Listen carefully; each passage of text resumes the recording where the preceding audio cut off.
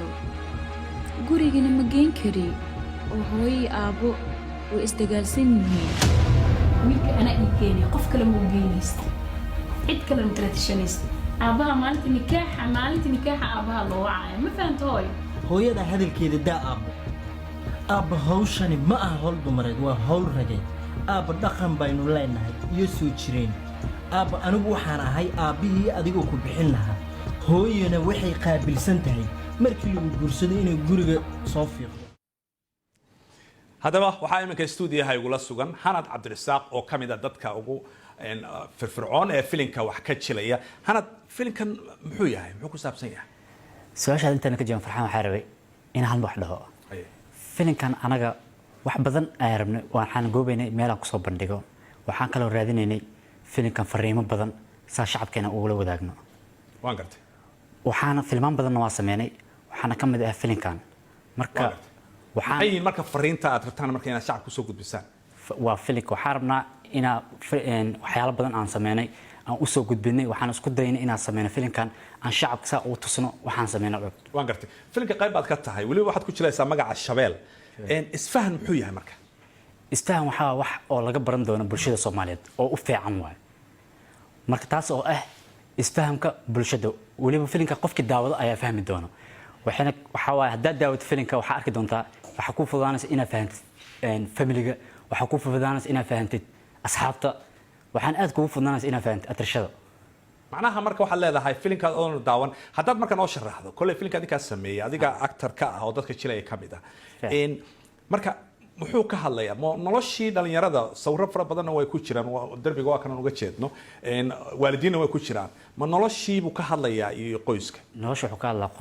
qurbaha isfaham la'aanta ka jirto qurbaha especially familiga waxa arkaysaa hooyo aabo oo gurigooda oo wada hadleen oo gurigii in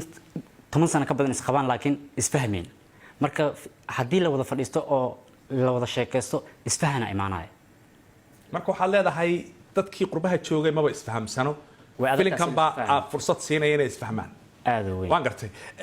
laakiin ujeedka aad ka leedihiin marka laga soo tago in dadku inay isfahmaan qofkii daawada filimkan ileen qurbaha ugu talagashay dad qurbahana jilaya marka dadkii wadankii joogay maxay ka faa'iidayaan dadkii wadanka joogay waxay ogaanayaan qurbaha dhibaatada ka jirta marka qurbaha dadka gadaal ka imaaday iyo dadka xagga jooga mentality dal laba la kala yahay marka ayaga waxay la soconayaan u fudud wax inta ka jiro waan gartay clip yar baan hadda daawanay qayb kamid ah filimka marka dhaqanku ka hadlay walibana hooyada iyo waxa laga rabo markii gabadha laga soo doonayo waxa meeshaas ku muujinaysan maxay tahay hooyada waxa waaye hooyada iyo aabaha isma fahansano aad ay isku dagaasheen mar walba si isku faham way adag tahay gabadhana waa gabadha way weynaatay waxay rabtaa in la soo doonto marka aabi hooyo isfahansaneen si lagu soo doonaa marka filimka hadii la daawado la fahmi doona filimka waxa waaye gadaal iska fahmaan hooyada aabi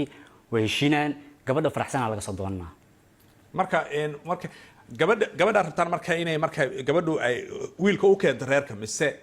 gabadha u keenayso laakiin gabadha ma keen karto hooyo aabo isdagaashan wiil ma keeni karto marka waxa aabi hooyada ku wax arkaan dhibaatada ayaga haysto ayaga sheekaysanayaan waan isfahmayaan kadibna wiilka way keensanaysaa waan gartay goorma marka la filayaa filimkan marka hadda bilowday inaad soo bandhigtaan haddan bilaa inaan soo bandhigno marka waxaan rajaynayaa inaan fasaxno bil gudaheeda insha Allah aad baad mahadsan tahay